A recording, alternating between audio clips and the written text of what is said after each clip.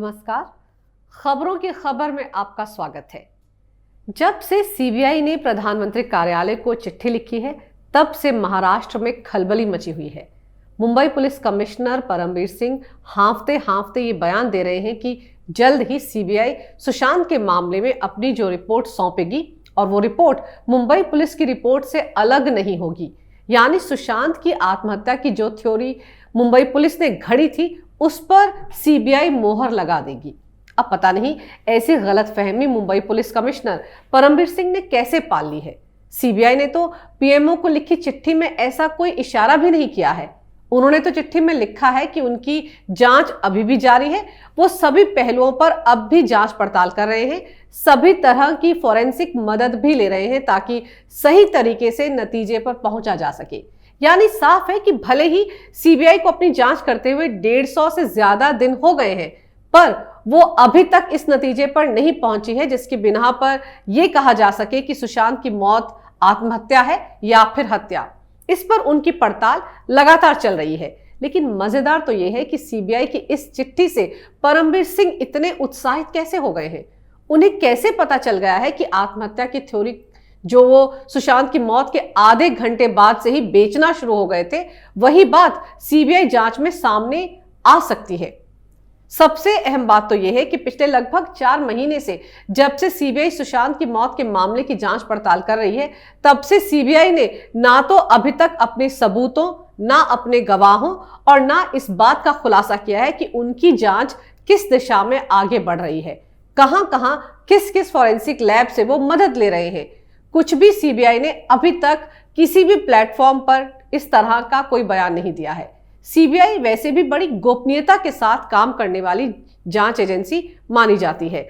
वो एक दिन अचानक बम फोड़ती है। सीबीआई की कार्यप्रणाली और मुंबई पुलिस की कार्यप्रणाली में वैसे भी जमीन आसमान का फर्क है और यही फर्क परमबीर सिंह को भी समझने की जरूरत है और उद्धव ठाकरे समेत संजय राउत को भी यही फर्क समझने की जरूरत है। सीबीआई पहले एफआईआर दर्ज करती है, फिर सबूत जुटाती है, फिर आरोपी तक पहुंचती है। लेकिन सुशांत सिंह राजपूत की मौत का मामला हो या फिर अर्नब गोस्वामी को फंसाने की कवायद हो, इन सभी मामलों में मुंबई पुलिस का जांच करने का तरीका सीबीआई से एकदम उलट रहा है। वो पहले आरोपी को टारगेट करती है, फिर सेट दायरे में टारगेट किए गए लोगों को पूछताछ के लिए बुलाती है और फिर डरा धमकाकर उनसे मनमाफिक बयान देने के लिए दबाव डालती है, फिर गिरफ्तारियां करती है और फिर चार्जशीट तैयार करके कोर्ट में दाखिल कर देती है। साफ है कि ये पूरा कार्यक्रम तयशुदा हिसाब से ही चलता है। जिसे शुरू में आरोपी बता दिया गया, बस शिकंजा उसी के इर्द गिर्द कसता चला गया। सुशांत की मौत के करीब 1-1.5 घंटे के बाद ही मुंबई पुलिस ने इसे आत्महत्या करार दे दिया था और फिर आत्महत्या की थ्योरी को साबित करने के लिए सबूत इकट्ठा करने का काम शुरू किया गया। संजय राउत से लेकर महाराष्ट्र के गृह मंत्री अनिल देशमुख तक, इन सब ने पोस्टमार्टम रिपोर्ट के आने तक का इंतजार भी नहीं किया और इसे आत्महत्या बताने में देर नहीं लगाई। फिर जो जांच हुई थी इस मामले में वो कितने प्रोफेशनल तरीके से की गई थी, ये बातें सबके सामने हैं, पब्लिक डोमेन में है। यही नहीं, सुशांत के मामले में तो एफआईआर तक दर्ज नहीं की थी मुंबई पुलिस ने और जांच पता नहीं किस दिशा में किस तरफ आगे बढ़ रही थी। फिर भी मुंबई पुलिस कमिश्नर परमबीर सिंह एक प्रेस कॉन्फ्रेंस करते नजर आए थे, लेकिन सवालों की बौछार के चलते बीच में ही प्रेस कॉन्फ्रेंस को छोड़कर गायब भी हो गए थे। मुंबई पुलिस क्या वाकई ये सोच रही है कि उसकी जांच और सीबीआई की जांच सुशांत के मामले में अलग हो ही नहीं सकती? और तो और मुंबई पुलिस की पीठ थपथपाने वाले महाराष्ट्र के मुख्यमंत्री उद्धव ठाकरे भी सीबीआई की चिट्ठी से इतने खुश हो गए हैं कि फरमा बैठे कि अब तो जल्द ही मुंबई पुलिस को बदनाम करने वालों के मुंह पर ताला लग जाएगा। पहली बार तो नए साल के मौके पर उन्होंने सुशांत सिंह राजपूत के मामले में अपनी जुबान खोली थी। खैर, वाकई उद्धव ठाकरे और परमबीर सिंह के सीबीआई को लेकर बदले हुए सुरों की बात मेरी समझ से तो बिल्कुल बाहर है। अचानक सीबीआई की जांच पर इतने भरोसे की वजह क्या हो सकती है?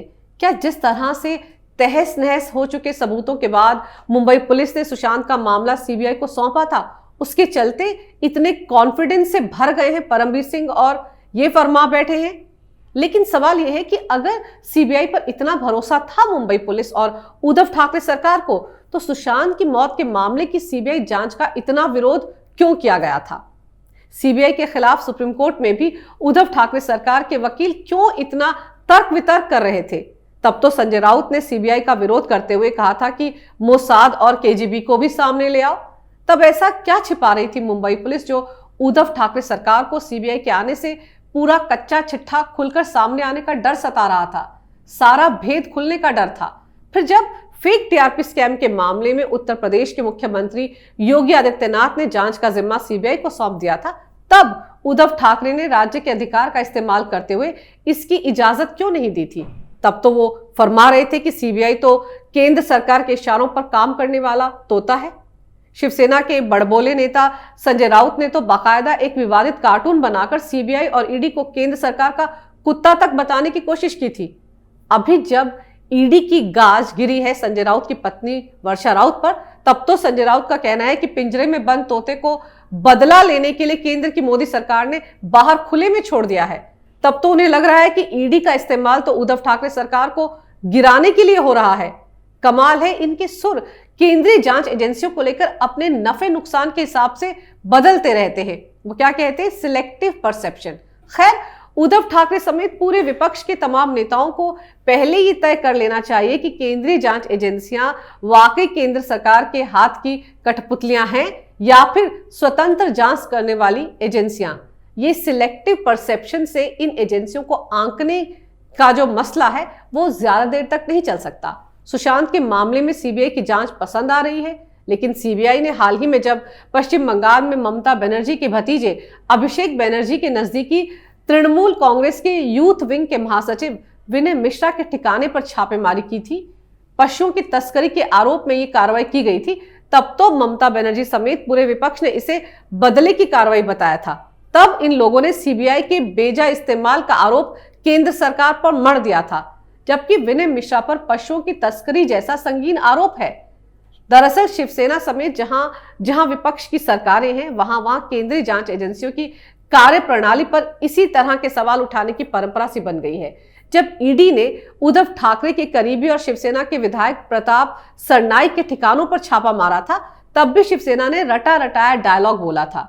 175 करोड़ के घोटाले का पर्दाफाश होने के बाद से फिलहाल सब चुप हैं। अब ईडी ने शिवसेना के बड़बोले नेता संजय राउत की पत्नी वर्षा राउत को करोड़ों के पीएमसी घोटाले में पूछताछ के लिए सम्मन भेजा है, तो संजय राउत फिर उखड़ गए हैं। उन्हें लग रहा है कि घर पर बैठी महिलाओं को टारगेट किया जा रहा है। पीएमसी में हुए करोड़ों के घोटाले में मुख्य आरोपी प्रवीण राउत ने संजय राउत की पत्नी के बैंक में करीब 55 लाख का ट्रांजैक्शन क्यों किया? इसी सवाल का जवाब ईडी तलाश रही है, पर इसमें भी शिवसेना को केंद्र की मोदी सरकार की साजिश नजर आ रही है। अब जब इस मामले में संजय राउत के करीबी माने जाने वाले प्रवीण राउत की तकरीबन 72 करोड़ रुपए की संपत्ति को कुर्क कर दिया गया है, जाहिर है इस पर भी संजय राउत आग उगलते नजर आएंगे। जब Mumbai police Arnab Goswami, Harsha research group के अधिकारियों, रिपब्लिक टीवी के अधिकारियों, बार के अधिकारियों के खिलाफ केस बना रही है, तो यही उद्धव ठाकरे फरमाते हैं कि वो तो कानून के दायरे में रहकर ही काम कर रहे हैं। वहां उन्हें बदले की भावना जैसा कुछ भी नजर नहीं आता। जैसे ही सीबीआई, ईडी और एनसीबी की छापेमारी उनके पसंदीदा लोगों पर होती है, तो ये बदले की भावना से की गई कार्रवाई बन जाती है। यही नहीं, शिवसेना ने कैसे महाराष्ट्र में गठबंधन को तोड़कर सत्ता के लिए चुनाव के बाद उसी एनसीपी और कांग्रेस का दामन थाम लिया जिनके खिलाफ उन्होंने चुनाव लड़ा था। उसमें उसे कुछ भी गैर कानूनी या असंवैधानिक नजर नहीं आया। शिवसेना को तो महाराष्ट्र की जनता ने मैंडेट भी नहीं दिया था। शिवसेना और बीजेपी को बहुमत मिला था, लेकिन जो 3 टांग वाली सरकार वहां बनी वो उद्धव ठाकरे के हिसाब से सबसे बड़ी संवैधानिक तरीके से बनाई गई सरकार है। लेकिन वहीं जब बीजेपी मध्य प्रदेश में इसी तरीके से कांग्रेस के विधायकों को तोड़कर सरकार बना लेती है, तो शिवसेना को बड़ी मिर्ची लग जाती है। तब पूरे विपक्ष को ये सब असंवैधानिक नजर आता है। कहने का मतलब यह है कि खुद करें तो वफादारी और दूसरे करें तो गद्दारी। लेकिन अब सुशांत की मौत के मामले में सीबीआई की जांच में हो रही देरी से मुंबई पुलिस कमिश्नर परमबीर सिंह और उद्धव ठाकरे सरकार दोनों की बाछें खिल गई हैं। उन्हें लगने लगा है कि जैसा नतीजा इस मामले में वो चाहते थे, ठीक उसी तरह के नतीजे की तरफ सीबीआई बढ़ती दिख रही है। ये तो हम लगातार कहते आए हैं कि सीबीआई को आधे अधूरे तहस नहस हो चुके सबूतों के साथ ये मामला सौंपा गया था। जो सबूत मुंबई पुलिस ने सौंपे थे, उन्हीं के आधार पर ही सीबीआई को जांच का नतीजा तलाशना है। और अगर कुछ नए सबूत और गवाह सीबीआई ने अपनी जांच पड़ताल में खंगाले हैं तो वो बात तो किसी को पता चल ही नहीं सकती। खैर, अभी सीबीआई की चिट्ठी में जो सीबीआई के प्रति मुंबई पुलिस और उद्धव ठाकरे का भरोसा जागा है, वो भरोसा तब कहां चला गया जब प्रताप सरनाइक और संजय राउत की पत्नी वर्षा राउत पर ईडी का शिकंजा कसा था। खैर, गिरगिट की तरह रंग बदलने वाली शिवसेना का रंग तब भी बदल जाएगा जब सीबीआई सुशांत मामले में अपनी फाइनल रिपोर्ट पेश करेगी। तब तक खुशफहमी में रहने में जाता भी क्या है। अगर आपको मेरा ये वीडियो अच्छा लगे तो कृपया इसे लाइक करें, शेयर करें और हमारे चैनल को सब्सक्राइब जरूर करें। देखते रहिए कैपिटल टीवी।